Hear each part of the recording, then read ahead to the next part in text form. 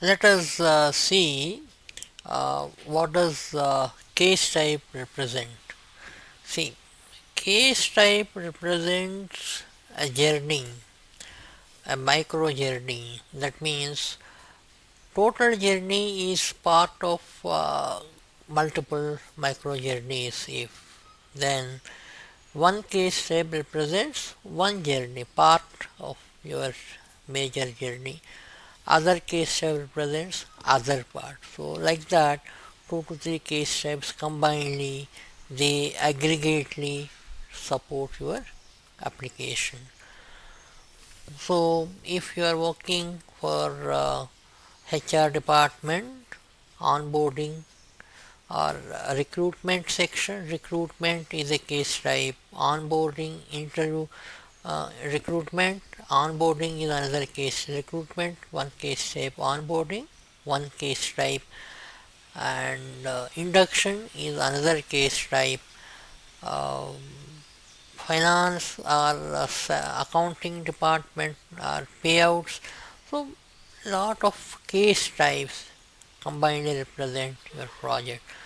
So case type micro journey represents a micro journey from beginning to a desired outcome. Means onboarding starts from collecting candidates, selected candidates information, uploading it to system, all the documents, scrutiny of document, revisiting the resubmitted document, and creation of an employee ID, creation of meeting room, creation of a seating. So that is your creation of employee ID and creation of induction calendar. That is an outcome. After that, onboarding, it happens to induction. Induction case step starts with meeting room and topics to be discussed, project allocation, and infrastructure allocation. So each case type has its own journey. It gives one outcome. So like that. So let us discuss about how case types represent a customer micro journey from beginning to a desired outcome. So we design the life cycle of a case type as a series of steps organized into stages. So there will be a lot of steps, step 1, step 2, step 3, step 4, step 5, step 6, lot of steps will be there. Each steps are categorized into one bigger stage like that. So one stage after the other stage like that we categorize them. Those things we are going to learn. Okay.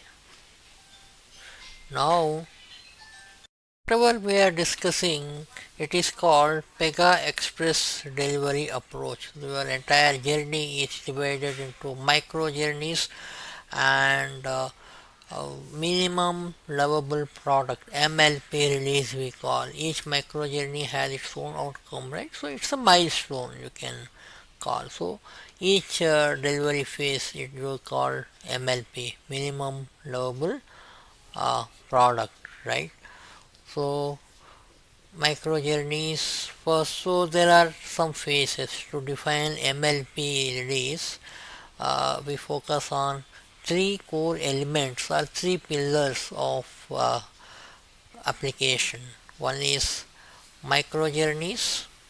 I mean, what are the business transactions? Which transactions could be developed first? And what are the different milestones? Each milestone you categorize them as an MLP.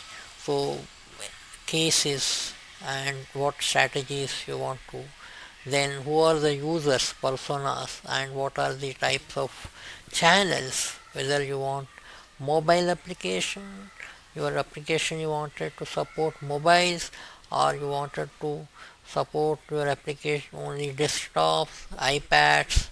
Then the important thing is what type of data you are going to store and what type of interfaces or what type of systems you are going to talk with. So all those things you are going to treat them as three pillars of your micro journey.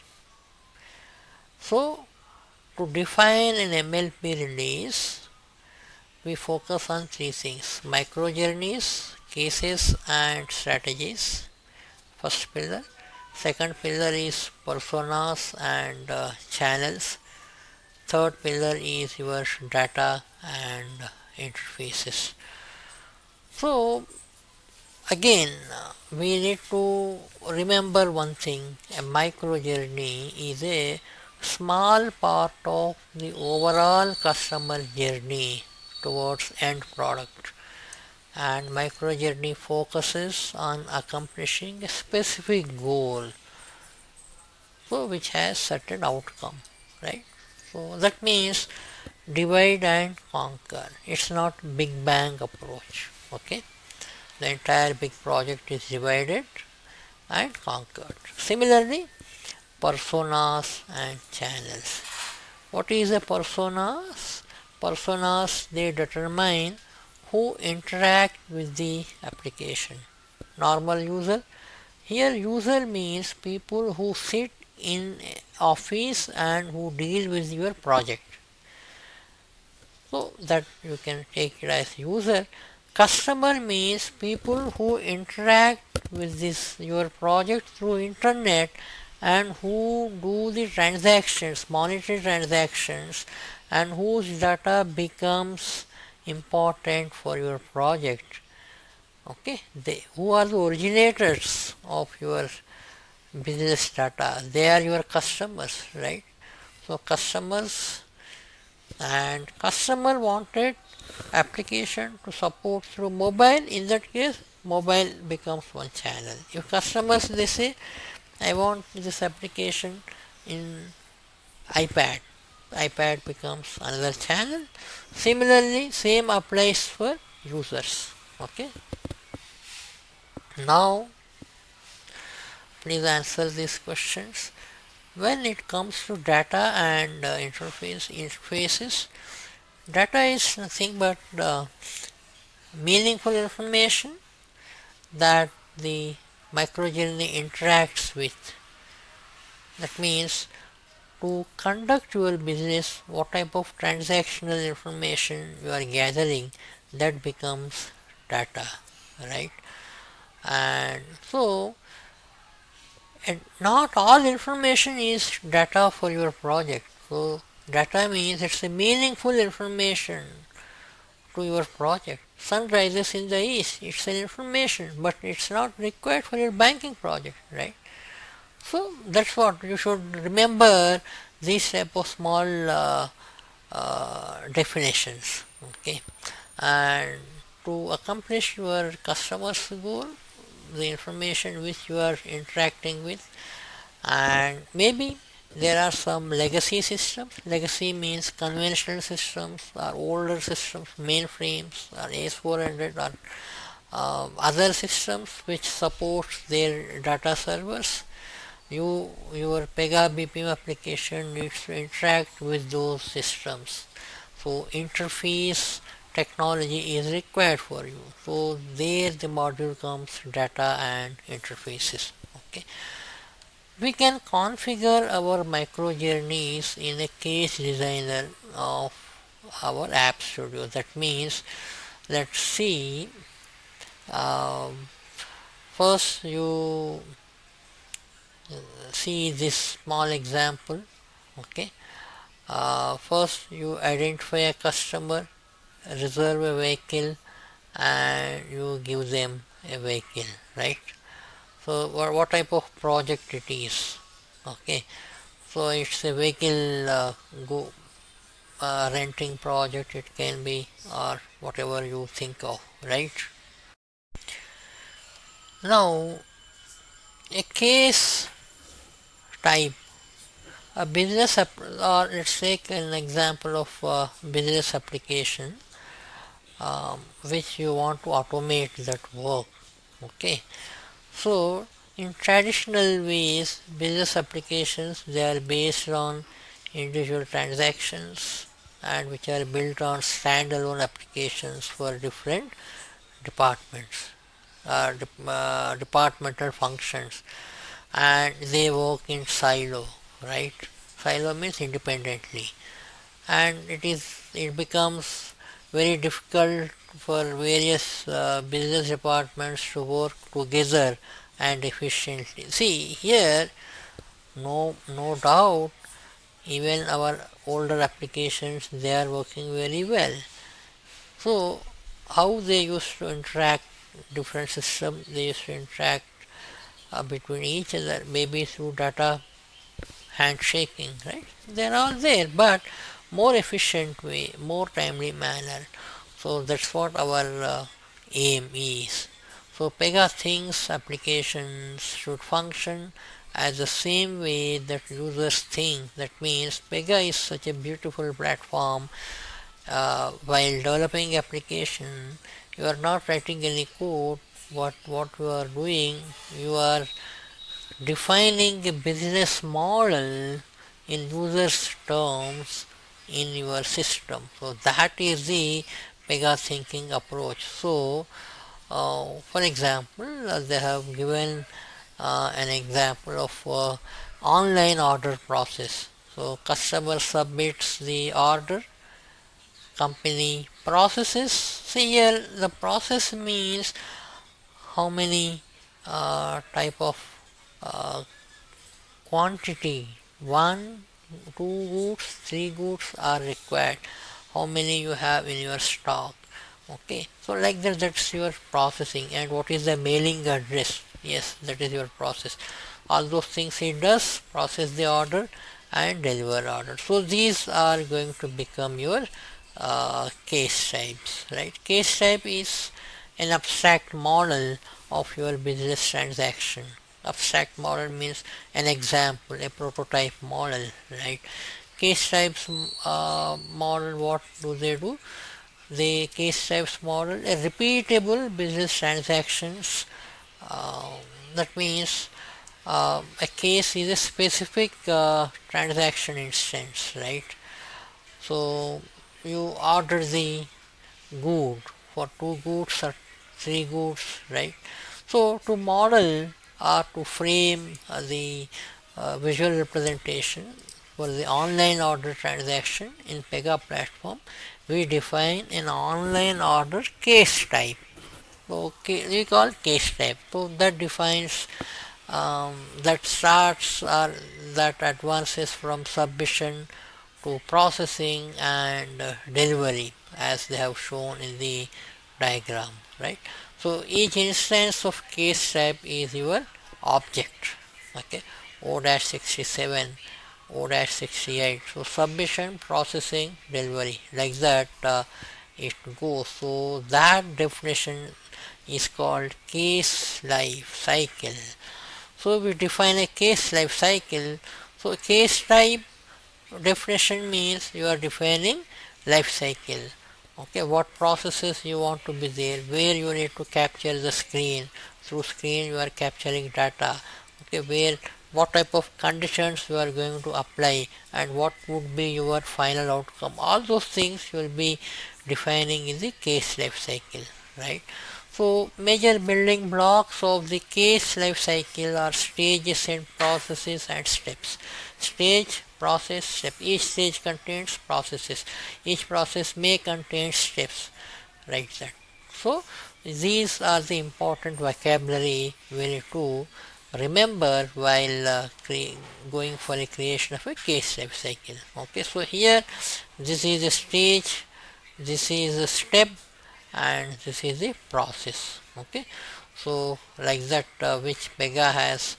So we have a beautiful system through which you can configure all those things. So naming conventions, how to give naming conventions, they have given stages. So generally you should put a noun, phrase, or a gerund, verb plus ing form, right?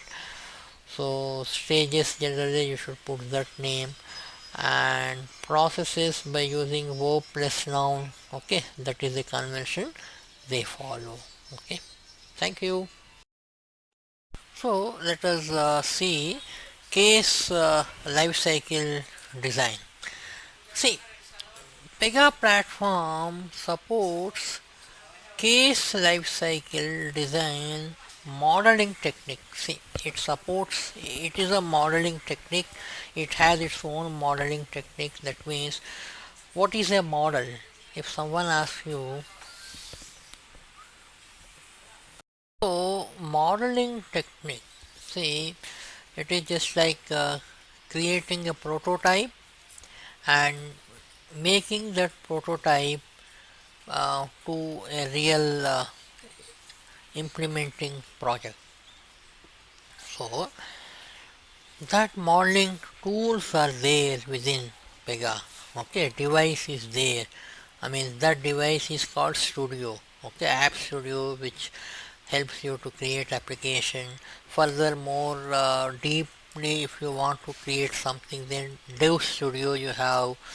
If you want to admin, you need to have admin rights. So Admin Studio you have. You want to predict something, the business prediction studio you have. So like that, that each device, each tool they call studio. Okay, so each case life cycle you define. Like case life cycle contains what? Stages, processes and steps, whatever we have discussed just now. So case life cycle for onboarding case type. Onboarding is a business transaction, right?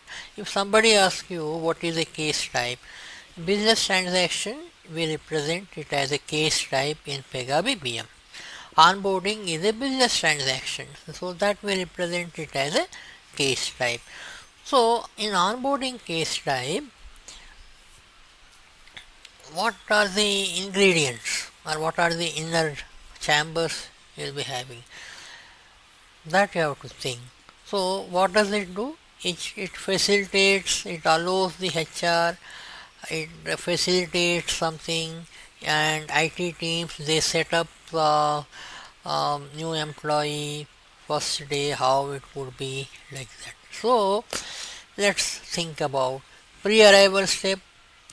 You got selected, you got pre-arrival step you will be having, facility setup you have, and verification you have.